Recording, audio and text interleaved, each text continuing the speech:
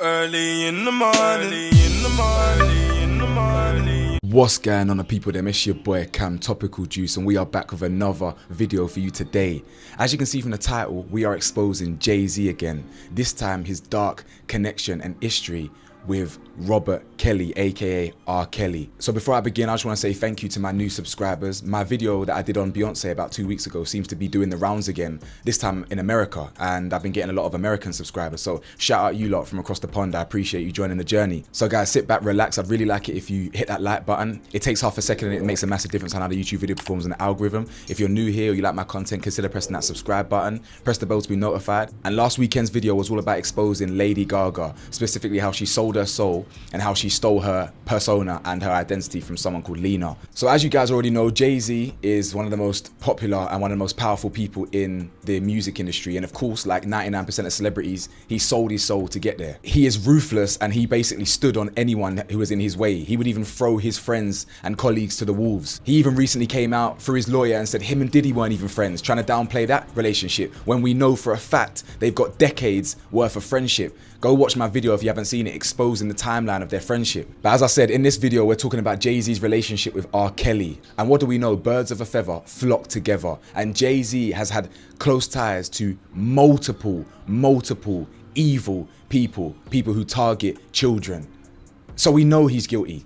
Not just because of that, because he's proven it ample times. We know he's had multiple underage relationships and things like that, connections with underage girls. He met his own wife when she was 16. Fact check it. Not 19, 18, 16. You know what it always comes down to? They're all part of the same satanic club. You understand? So let's talk about Freemasonry. I say it time and time again, most of Hollywood's elites, if not all, who make it to the top, are part of the Freemason society. That is no different for Jay-Z, but it's also no different for R. Kelly. As you can see in this music video, he can actually be seen wearing a very specific Masonic necklace. Not only that, you can see him in the exact same music video wearing the white Masonic apron. The white Masonic apron is very important in Freemasonry. The Master's chair, the three great lights, and the three lesser lights. We now like to continue with the ritual and explain what the meaning of the apron is, another symbol of Freemasonry.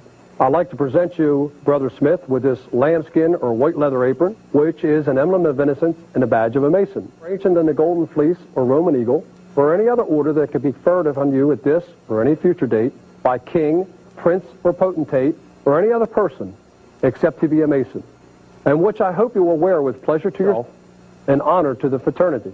The lambskin has always been deemed an emblem of innocence. He, therefore, who wears a lambskin as a badge of a Mason is continually reminded of that purity of life and conduct which is so essentially necessary to his gaining a mission. Furthermore, you can see here from this picture that he's doing the hidden hand pose. If you know anything about hand symbols in Freemasonry, the hidden hand pose is one of their most popular ones in Freemasonry. You can see multiple celebrities do it. It's very common for that, but for people to put their hand in their blazer pocket or in their shirt pocket. That's a sign of Freemasonry. Now guys, it's important to know that it's very likely that this is the reason that R. Kelly was able to get away with his crimes for decades. Yes, he's in jail now for 30 and 31 years to run concurrently, finally. But you do realize, guys, that people knew what R. Kelly was and what he was into from the 90s. And the reason the elites protected R. Kelly is because he was making the music industry hundreds of millions of dollars. Hence why all these people turned a blind eye to R. Kelly's very obvious and clear antics. In 2002, he got indicted for crimes very similar to the ones he actually eventually got jail time for. As I said, people knew what he was capable of since the 90s. And after less than 1 day of deliberating, he got acquitted of all charges and the jury found him not guilty. Bearing in mind, there was alarming amounts of proof. There was a literal video circulating of him pissing on a minor, guys. Boondocks made fun of it. The world knew about it. Hollywood knew about this. And yet he still walked free despite 4K evidence of him doing horrific acts to minors. And because that jury failed so miserably, and his connections to Masonry and his powerful connections in general, he was able to get away with decades more abuse on children, young women. And it's their fault that they didn't hold him accountable back then. With all the rumors circulating around R. Kelly and the fact that he got indicted in 2002, you would have thought that certain celebrities would want to back away from him. You know, you don't want to be associated with a monster like that. Let's enter Jay-Z. Jay-Z linked up and connected with R. Kelly in 2002 to create the album Best of Both Worlds. They released the album in March. He actually got indicted in June. So some people could argue, whoa, it was before he got indicted. No one, it's not Jay-Z's fault, right? As I said, most people in the industry, even most people in the public knew what he was, knew that he liked to keep young women around him. Jay-Z still decided to make an album with him, the Best of Both Worlds. Now look at this interview with Jay-Z after Kelly got indicted. I know you mentioned the Best of Both Worlds with R. Kelly. Have you maintained any type of contact with R. Kelly since? We spoke, like, you know what I'm saying, we spoke a couple times. I don't really want to be like, I know he's getting calls from everywhere, and some people really concerned, some people just want to be nosy. They want to know what's going on in God's life. I don't want to be another person like that. You know what I'm saying? Like, I mean, got love for the dude. I mean, if he's guilty, just hope and pray that he get help. If not, I wish everybody, you know what I'm saying, everybody embrace him, and whatever. You know what I'm saying? But our contact is just sparse. Okay. Were you, as a solo artist, were you concerned about that whole ordeal affecting you the next time you came out with this album? I was not concerned for my career. Like, it's for an artist. I know, like, I wasn't there. You know what I'm saying? Like, I know that. I know I ain't have nothing to do with that. So, the alleged incident, you know what I'm saying? So he's really taking that political, bureaucratic stance, isn't he? Oh, I've still got love for him, and if he's guilty, then he needs to get help, and if he's not guilty, then I want the people to embrace him and all that stuff. That doesn't sound like someone who really empathizes with victims, does it? Or really believes a monster like R. Kelly should go down. Yeah, he's just taking the middle approach. Nah, man. There's videos of him pissing on X amount. You know what I'm saying? It's foul. But to prove that he didn't care about this at all, and he only cared about the legal result, should I say, they linked up again in 2004. In 2004, they linked up again for their second album called Unfinished Business. Not only did they link up in 2004 for an album, they went on tour together. A big tour, Jay-Z and R. Kelly. Now, interestingly enough, the tour ended prematurely because it's well known that Jay-Z and R. Kelly had some sort of disagreement that forced the tour to come to an early finish. But the fact he linked up with him again and went on tour with him is a serious question mark on Jay-Z. That's very, very questionable. Why would you link up with someone who has been accused of the most horrific crimes? Is it because he got found not guilty? This is why the legal system is a joke. People love to lean on innocent until proven guilty. But what about the people who we know are guilty who get away with crimes? That's why it's all a joke. People like to hide behind that innocent until proven guilty. But the fact is, innocent people get locked up in jail all the time, and guilty people walk free all the time. Yeah, sometimes the court of public opinion is important, and that's a fact, to be honest. The reality is, if you've linked up with R. Kelly for not one but 2 albums and you've been on tour with him, that's hundreds and hundreds of hours of studio time. That is hundreds and hundreds of hours of personal one-on-one time. R. Kelly was never not around young women. That's kind of what he was known for. That was his kind of shtick. That was his thing. So Jay-Z 100% knew what R. Kelly was into, and 99% participated and partook in the demonic things that he was into with these girls. There's no way anyone can convince me that Jay-Z not only didn't know, but didn't participate in this. The rapper Nas actually exposed this in an old clip that resurfaced in recent years. 15-year-old girl come in the studio and sit on R. Kelly's lap. Been in his cipher and seen it go down. You seen it go down? Yeah. It's wrong. I've been around R. Kelly and I pray for that, brother. I've been on a tour with him. It didn't last too long, but I've been around him. If you couldn't quite understand what he said to Wendy Williams, I'll show you the quotes on the screen. I could have shown the R. Kelly video that everybody's talking about and made fun of it and showed pictures of Jay hanging out. You can't tell me Jay didn't see a 14-year-old girl come into the studio and sit on R. Kelly's lap. You've seen it go down. I've been around R. Kelly. I've been on tours with him. I didn't see no 14-year-old, but I talked to the man and see there's a little problem there. Now, some of you bright people were probably thinking, well, hang about, Nas, you said you've been on tour with R. Kelly. Surely you saw some 14-year-olds. Why is it true that you haven't seen no 14-year-olds, but Jay-Z would have been around 14-year-olds? The reality is, I did my research. Nas actually hasn't ever been on tour with R. Kelly. I think what he meant by tour is that he's been around R. Kelly at certain shows. Because if you look at your screen right now, there isn't much evidence of them doing music together. But in 1999, there was a concert called R. Kelly and Friends. And he was on the road with Foxy Brown, Nas, and a few surprises. And in 1998, he actually made a song with R. Kelly called Did You Ever Think? So what I think Nas is talking about is I feel like he's been around R. Kelly at certain shows. When R. Kelly was on his tour, Nas probably came out for his R. Kelly and Friends and things like that, and he made music with him. He probably seen him here and there in the late 90s. The reality is Nas came out and said that in 2002, guys. Not 2024, not 2021 when he actually finally got jailed for it. In 2002, Nas came out and said this. So I believe Nas.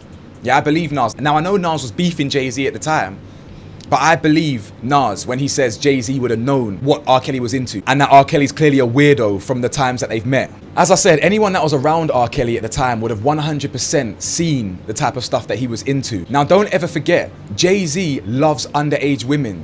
If you haven't seen my Patreon or you haven't seen my video on YouTube, we've exposed already that Jay-Z trafficked Rihanna when she was 16 from Barbados after she was discovered in a hotel room by a producer. It was alleged that he slept with Rihanna when she was young, and the Hollywood publicist Jonathan Hay fell on the sword and said it was him that spread the rumor. But he came out in 2024 and put that rumor to rest and said, I was basically bribed to do it, to fall on the sword. And he believes that Rihanna was intimate with Jay-Z when she was a minor, essentially. Not only that, Beyonce met her when she was 16, as he slipped up and admitted in a 2007 interview. He actually said in 2007 that he met her 10 years ago. 10 years ago, Beyonce would have been 16. Foxy Brown.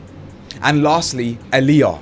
What do we know about Aaliyah, guys? Dame Dash actually admitted, either recently or a few years ago, that Jay-Z was quite bitter and wanted to have Aaliyah for himself, and that Dame Dash and Jay-Z were almost like fighting for Aaliyah. Dame Dash got with her when she was of age, when she was 21. Jay-Z got with Aaliyah before Dame Dash. But what do we know about R. Kelly? R. Kelly secretly married Aaliyah when she was 15 years old. This is a fact. Everyone knew it in the industry. Dame Dash even says that the collaboration with R. Kelly was something he confronted Jay-Z about at the time. He said everyone knew R. Kelly married Aaliyah at 15. Everybody knew that. So was the conversation like, yo, how you gonna go and do something with this dude? Hell yeah, that conversation was had. You think I'm soft? I was like, yo, how you gonna do a project with a ninja that raped my girl? We had the conversation. Would you still F with a ninja that F with someone that raped your girl? So why would you expect me to? The fact that Jay was effing with him is what used to blow my mind more than anything. I don't know why he wanted to F with this guy so much. Like, why? I never understood it. Now, as I said earlier in the video, they actually had a falling out, R. Kelly and Jay-Z, and no one really knows why. There's been a lot of rumors and a lot of industry people that have come out and explained what they think it is. But my theory, guys, is because Jay-Z and R. Kelly were into some very, very sketchy things, that R. Kelly was well aware of what Jay-Z liked as well. I feel like R. Kelly had dirt on Jay-Z that he would never have wanted to come out, hence why he's orchestrated his downfall. Multiple people, including Jaguar Wright and a guy called Ronnie, who was in communication with R. Kelly, believe that Jay-Z orchestrated R. Kelly's eventual downfall. Have a look at this clip from a guy called Ronnie Bo. Said that he said some a lot of stuff about Jay-Z, so I don't know where to begin. Basically, does he feel like it's powers that be in the industry that has a witch hunt against him?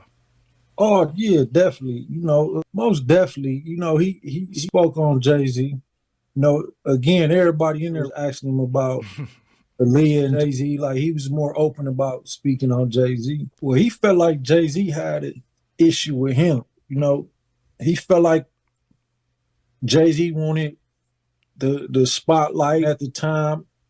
R. Kelly was kind of bigger than Jay-Z in certain venues, though. Like, of course, in Madison Square Garden, they was predominantly Jay-Z fans. But he felt like Jay-Z tried to get him that night. He said calling him and shit, like, you know, threatening, made him feel like he didn't even want to go there. He didn't even want to perform. But he didn't know, like, he didn't immediately feel like, man, this got something to do with Jay-Z. What did he feel about Jay-Z and the industry? Did he feel like that?